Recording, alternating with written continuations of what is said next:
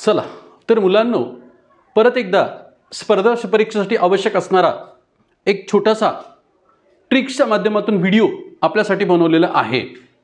त्याच्यामध्ये विद्यार्थी मित्रांनो, आज बघायचं आपल्याला सरळ व्याज आणि चक्रवाढ व्याज. सरळ व्याज तर खूप सिंपल ट्रिक्सने आपल्याला काढता येतो. जेवढं दिलेलं असेल रक्कम त्याला डायरेक्ट काय करायचं, हा फॉर्म्युला यूज करायचा, P × N × R. इथं P म्हणजे प्रिन्सिपल अमाऊंट म्हणतो आपण त्याला. जी आपण रक्कम विकत घेतली असेल, जी रक्कम आपण खरेदी केली असेल, जी रक्कमचा आपण कर्ज घेतला असेल त्याला आपण प्रिन्सिपल अमाऊंट म्हणतो.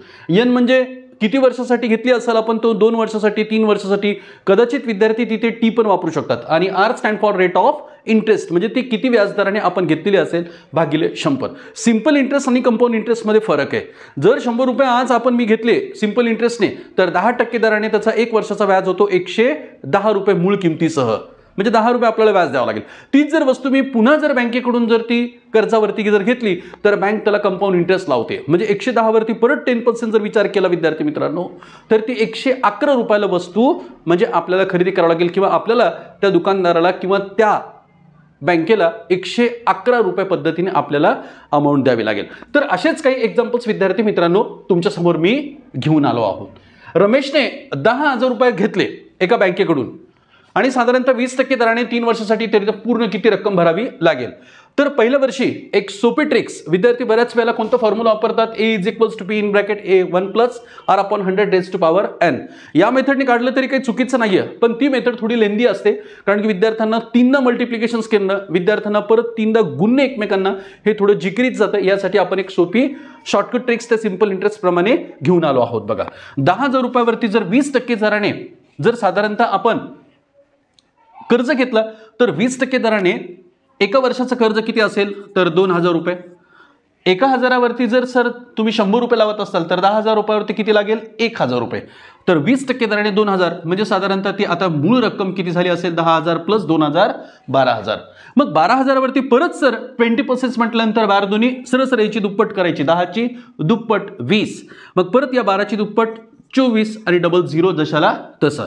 मग बघा, ही 12,000 रुपये मूळ किंमत होती, परत त्याच्यावरती 2400 रुपये व्याज लागला. मग 12 आणि 2 14,400 रुपये परत त्या ग्राहकाला किंवा त्या कस्टमरला त्या बँकेत नेऊन भरावे लागतील. परत सर आता तिसऱ्या वर्षी सेम तशाच पद्धतीने आता मूळ रक्कम किती झाली 14,400 रुपये, परत त्याच्यावरती 20% जर बँक व्याज लावत असेल तर याच्या दुप्पट आताच सांगितलं होतं मी, 144ची दुप्पट किती असेल 288, आणि त्याच्यानंतर साधारणतः 1 0 लावल्यानंतर 2,880 रुपये त्या कस्टमरला व्याज द्यावं लागेल.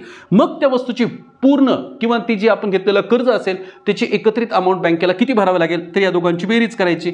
0 जशाला तसा, 8 + 0 8, 8 आणि 4 12, हाताला 1, 4 आणि 2 6 आणि 1 7, आणि 1 जशाला तसं.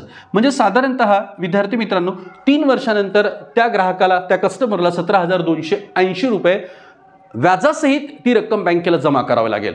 म्हणजे अत्यंत कमी वेळेमध्ये आपल्याला अशा पद्धतीने सुद्धा शॉर्टकट ट्रिक्स वापरून आपल्याला गणित सोडवता येते. कारण की स्पर्धा परीक्षा म्हटल्यानंतर वेळ खूप कमी असतो आणि कमी वेळेमध्ये गणित जर सोडवायचे असतील तर अशा पद्धतीच्या शॉर्टकट ट्रिक्सला तुम्ही निश्चित फॉलो करायला विसरू नका. आता हेच जर लॉंग मेथडने सोडवायचं म्हटल्यानंतर पहा, कर्ज किती घेतला 10,000 रुपयाचा. पहा इकडे लक्ष द्या, 1+ काय दराने घेतला 20% दराने (100⁻3). आता इथं 3 हे जर एक्झाम्पल्स याच पद्धतीने 10,000 रुपये परत जशाला तसं, परत 0 0 जर कॅन्सल केले तर 1 + 2/10, परत त्याचा क्रॉस मल्टिप्लिकेशन्स करायचा, 10 1 जा 10, 10 + 2 12, 12/10. हे किती लिहावं लागेल आपल्याला 12/10, 12/10, 12/10. मग याचं जेव्हा फायनल आन्सर काढतो विद्यार्थी मित्रांनो, ते फायनल आन्सर्स म्हणजे 17,280 रुपये निघणार आहे. पण ही जी स्टेप आहे ती विद्यार्थ्यांना थोडी जिकारीची जाते. कदाचित एखाद दिवस एक जर हातचा जर आपला चुकला तर त्यावेळेस विद्यार्थ्याचं गणित निश्चित चुकण्याचे चान्सेस असतात. आणि खाली दिलेल्या नियर अबाउट 4 ऑप्शन्समध्ये एक ऑप्शन चुकलेल्या आन्सरापैकी आपल्याला टिक करतो आपण आणि आपला तिथे मार्क्स लॉस होतो. यासाठी विद्यार्थी मित्रांनो ही छोटी ट्रिक्स आहे, ही निश्चित फॉलो करायला विसरू नका.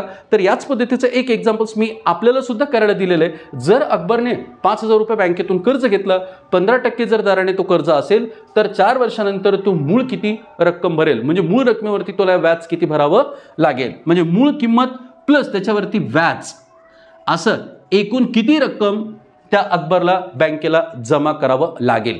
तर याच पद्धतीने सोडवायचं विद्यार्थी मित्रांनो, फक्त दुप्पट करायचं, 2 0 1 0 या पद्धतीने लावत जायचे आणि final answers you will get within there the shortcut methods.